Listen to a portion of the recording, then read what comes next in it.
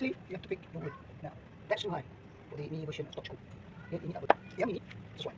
Okay, kita akan sesuai. Ini dan negatif. Nah, so, first thing to do is, boleh dibuat menulis. Simpan. Gunakan ini.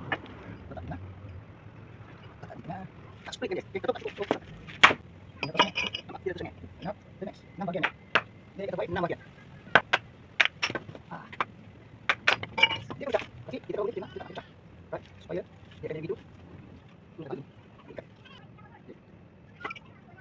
Ini. Sini. So, kita dapat ini. Jadi, celah-celah ni diletakkan dia punya fire starter yang putih tu. Dia letak abu ke daun ke hancur-hancur sikit dalam ni. Light fire and it will light up. Dan bila dia dah kira hampir separuh nak habis, baru letak kayu kita yang besar-besar. Okay? Selamat mencuba. Okay. Yeah.